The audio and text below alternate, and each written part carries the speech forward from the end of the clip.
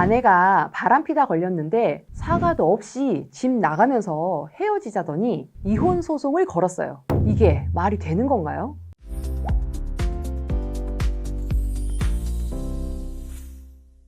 안녕하세요. 이제 혼자 산다 이혼 전문 배양리 변호사입니다. 외도 걸렸을 때 적반하장으로 이혼하자고 나오는 경우 요즘 심심찮게 봅니다. 갈수록 더 그러는 것 같아요. 외도한 쪽이 아내인 경우 그런 경향이 좀 더 있는 것 같고요. 그래서 바람 폈는데 오히려 이혼하자고 한다. 재산 분할은 무조건 반반되니 소송에서 달라고 하겠단다. 이게 말이 되냐? 이런 하소연하는 분들 상담을 종종 하게 됩니다. 바람 피운 사람이 건 이혼 소송 받아들여질까요? 안 되는 거 다들 아시죠? 이혼 기각됩니다. 이걸 알면서도 먼저 걸 때는 이혼 조정으로 보통 이혼 청구를 하고요. 그때 피고 쪽에서 그래 나도 못 살겠다 이혼하자고 하면 재산 분할이나 이런 걸 따지게 되는데요.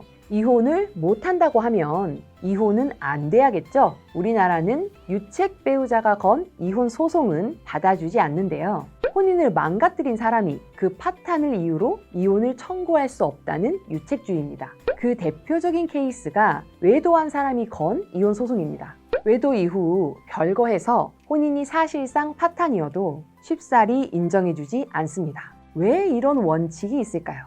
두 가지 이유인데요. 첫째, 잘못한 배우자의 이혼 청구를 무제한으로 허용하면 피해를 입은 배우자가 부양을 받을 권리마저 잃게 됩니다. 사회적 약자가 희생되는 거죠. 둘째, 스스로 혼인을 망가뜨려 놓고 이혼이라는 법적인 이익을 챙기는 건 신의 측에 반한다는 건데요. 쉽게 말해 도리에 맞지 않는다는 거죠. 지금은 외도에 남녀가 없지만 이전엔 주로 남성들이 외도하는 경우가 많았고 여성들이 결혼 이후에 직업이 없는 경우가 많았었잖아요. 그때 조강지처가 버려지는 걸 막는 역할을 했습니다.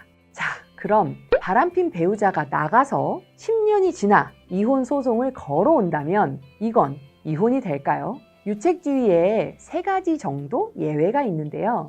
첫 번째는 유책성이 상쇄된 경우, 잘못한 배우자가 오랜 시간 동안 상대방과 자녀에 대한 보호와 배려를 충분히 했다면요. 예를 들어 집은 나갔지만 생활비를 꾸준히 보내고 자녀 양육에 적극 참여하고 상대방의 경제적 안정을 실질적으로 보장해온 경우, 이런 때는 법원이 예외를 인정할 수 있어요.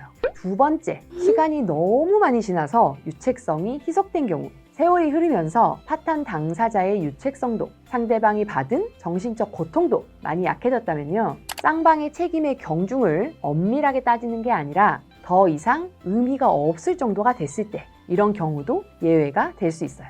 세 번째, 상대방이 실제로는 이혼을 원하는 경우죠. 상대방이 이혼을 거부하긴 하는데 사실은 오기나 보복 감정 때문에 버티는 거고 실제로는 혼인을 계속할 의사가 없는 게 객관적으로 명백한 경우에요. 이미 이혼 합의까지 갔다가 뒤집어졌다거나 이런 상황에 해당돼요. 그럼 바람핀 배우자가 나가서 10년이 지났어요. 이쯤 되면 이혼 안 해줄 수 없는 걸까요? 아닙니다. 별거 기간이 길다는 것만으로는 부족해요. 법원도 20년 이상 별거, 8년 별거 사건에서도 유책 배우자의 이혼 청구를 기각한 사례들이 있습니다. 법원이 실제로 보는 건 이거예요.